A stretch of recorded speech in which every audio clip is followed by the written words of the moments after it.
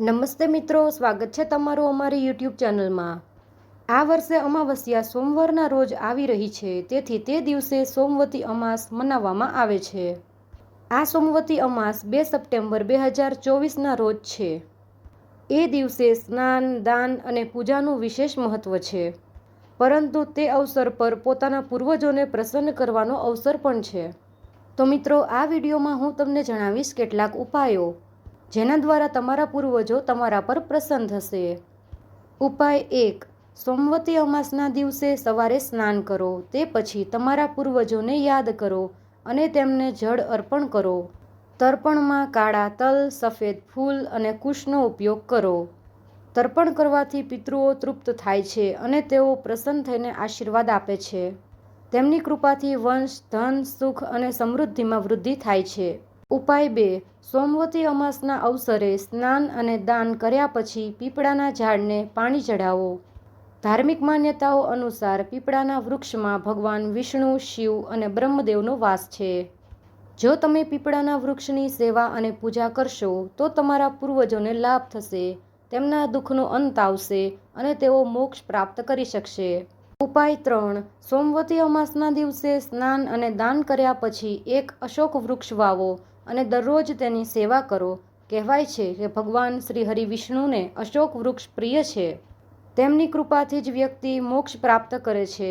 પિતૃઓને પ્રસન્ન કરવા માટે સોમવતી અમાસ પર અશોકનું વૃક્ષ વાવો। આ ઉપાય પિતૃ પક્ષમાં પણ કરવો જોઈએ।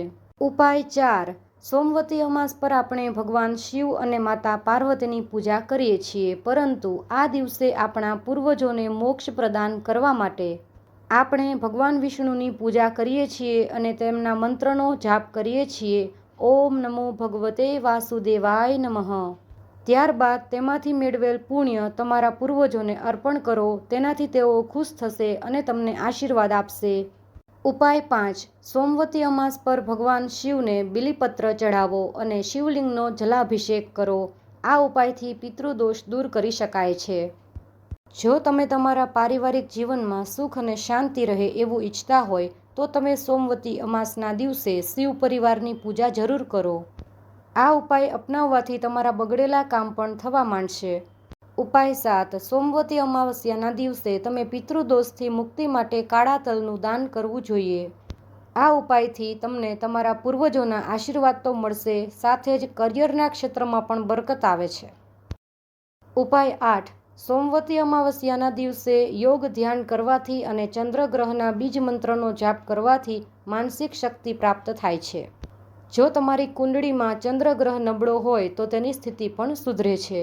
ઉપાય 9, સુખ, સમૃદ્ધિ અને ધન પ્રાપ્તિ માટે તમારે સોમવતી અમાસના દિવસે પીપળાના ઝાડના મૂળમાં જળ અર્પિત કરવું જોઈએ। પીપળાના વૃક્ષને ત્રિમૂર્તિનું નિવાસ સ્થાન માનવામાં આવે છે। પીપળાના ઝાડના મૂળ પર જળ ચઢાવવાથી બ્રહ્મા, વિષ્ણુ અને મહેશ તો પ્રસન્ન થાય છે, સાથે જ પિતૃઓની કૃપા પણ પ્રાપ્ત થાય છે। આ ઉપાય તમારા દરેક દુઃખ દૂર કરી શકે છે। ઉપાય 10, સોમવતી અમાસની રાતે લોટમાંથી 7 દીવા બનાવો અને તેને પીપળાના ઝાડની નીચે પ્રગટાવો। આ ઉપાય કરવાથી બધી જ મનોકામના પૂર્ણ થાય છે, પરંતુ આ ઉપાય કોઈને કહ્યા વિના ગુપ્ત રીતે કરવાનો હોય છે। ઉપાય 12, આર્થિક સમૃદ્ધિ મેળવવા પીપળાના પાન પર 5 રંગની મીઠાઈઓ મૂકી અને પીપળાના ઝાડ પાસે રાખો। આ પછી પિતૃઓનું ધ્યાન કરો। એ બાદ પીપળા પર ચઢાવવામાં આવેલ આ પ્રસાદને ગરીબ અથવા બ્રાહ્મણને આપો અને બાળકોમાં વહેંચી દેવો જોઈએ। ઉપાય 13, સોમવતી અમાસના દિવસે ભગવાન શિવના વિશેષ પૂજાપાઠ કરવામાં આવતા હોય છે। ભગવાન શિવની પૂજા કરવાથી જીવનમાં આવતી દુઃખ દરિદ્રતા દૂર થાય છે। સોમવતી અમાસે પવિત્ર નદી કે પવિત્ર સંગમ પર સ્નાનનું ખૂબ જ મહત્વ રહેલું છે। ઉપાય 14, જે મહિલાઓ પોતાના પતિના લાંબા આયુષ્ય માટે આજે સોમવતી અમાવસ્યાનું વ્રત કરે છે તેઓએ પૂજા સમયે ભગવાન શિવ અને માતા પાર્વતીની પૂજા કરવી જોઈએ। માતા પાર્વતીને મધનો ડબ્બો અર્પણ કરો। શિવ પાર્વતીના આશીર્વાદથી તમને અખંડ સૌભાગ્ય મળશે। ઉપાય 15, આજે પૂજાના સમયે પીપળાના ઝાડના મૂળમાં ગંગાજળ મિશ્રિત જળ અર્પણ કરો, તે પછી કાચા સૂતરને લગભગ 108 વાર લપેટી લો। આમ કરવાથી તમને ત્રિદેવ બ્રહ્મા, વિષ્ણુ અને મહેશની કૃપા પ્રાપ્ત થશે. પતિનું આયુષ્ય લાંબુ થશે. પરિવારમાં સુખ સમૃદ્ધિ રહેશે. ઉપાય 16. સોમવતી અમાસના દિવસે ધન પ્રાપ્તિ માટે એક ઉપાય પણ કરવામાં આવે છે. આ દિવસે સાંજે માતા લક્ષ્મી માટે ગાયના ઘીનો દીવો પ્રગટાવો. તેમાં લાલ દોરાનો દીવો કરો અને તેમાં કેસર પણ નાખો. આ ઉપાય કરવાથી દેવી લક્ષ્મીની કૃપા પ્રાપ્ત થાય છે. ઉપાય 18. સોમવતી અમાસે દાનનું વિશેષ મહત્વ છે. કોઈ ગરીબને સોમવતી અમાસે અનાજનું દાન કરવાથી વ્યક્તિના ઘરમાં ધાન્યના ભંડાર અવશ્ય ભરેલા રહે છે. એવું કહેવાય છે કે જેની કુંડળીમાં ચંદ્ર કમજોર છે તેને સોમવતી અમાસે ગાયને દહીં અને ભાત ખવડાવવા જોઈએ. ઉપાય 19. સોમવતી અમાસે માછલીને લોટની ગોળીઓ ખવડાવવી જોઈએ. સોમવતી અમાસે તલના લાડુનું દાન કરવાનું પણ મહત્વ છે.